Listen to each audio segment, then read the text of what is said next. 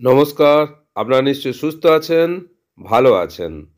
অবশেষে রাজ্যের উচ্চ প্রাথমিক, মাধ্যমিক এবং উচ্চ মাধ্যমিক স্কুলে কম্পোজিট গ্রান্টের টাকা দেওয়া শুরু করলো স্কুল শিক্ষা দপ্তর। কম্পোজিট গ্রান্ট বাবদ স্কুলগুলির দৈনন্দিন খরচ চালানোর জন্য কেন্দ্র দেয় 60% এবং রাজ্য দেয় 40%। পড়ুয়ার সংখ্যার ভিত্তিতে স্কুলকে এই টাকা দেওয়া হয়। উচ্চ মাধ্যমিক স্কুলে যেখানে পড়ুয়ার সংখ্যা 1000-এর বেশি, তাদের বছরে 1 লক্ষ টাকা পাওয়ার কথা। যেখানে পড়ুয়ার সংখ্যা 1000-এর কম কিন্তু 250-র বেশি, সেখানে 75,000 টাকা।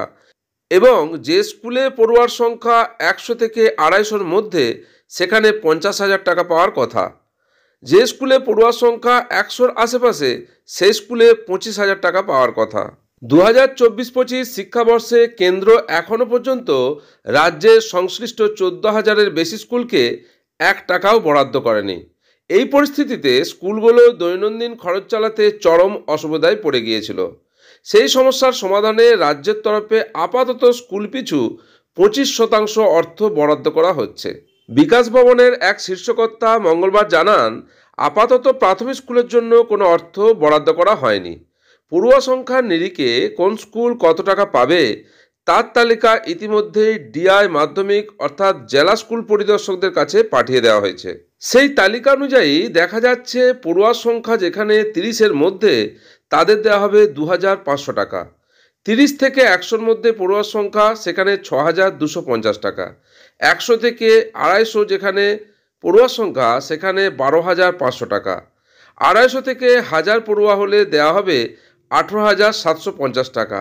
আর 1000-এর বেশি যাদের পড়ুয়ার সংখ্যা, তাদের দেওয়া হবে 25,000 টাকা করে। শিক্ষক মহল ও বিভিন্ন শিক্ষক সংগঠন এই কম্পোজিট গ্রান্টের অনুদান নিয়ে ক্ষোভ প্রকাশ করেছেন। তাদের মত অনুযায়ী 100 বছরের পুরনো পরিকাঠামো রক্ষা এবং চক ডাস্টার কিনতে যা খরচ হয়, তা এই টাকায় কখনোই সম্ভব নয়। সরকারের কম্পোজিট গ্রান্টের অনুদান নিয়ে আরও ভাবা উচিত। শিক্ষা দপ্তরের অফিসারের বক্তব্য, চলতি বছরে কম্পোজিট গ্রান্ট বাবদ বরাদ্দ টাকার জন্য কেন্দ্রের কাছে আবেদন করা হয়েছিল। তারা এখনও কিছু জানায়নি। তা সত্ত্বেও রাজ্য তাদের ভাগের 25% দেওয়ার সিদ্ধান্ত নিয়েছে। কম্পোজিট গ্রান্ট সংক্রান্ত তথ্য আপনাদের সঙ্গে শেয়ার করলাম।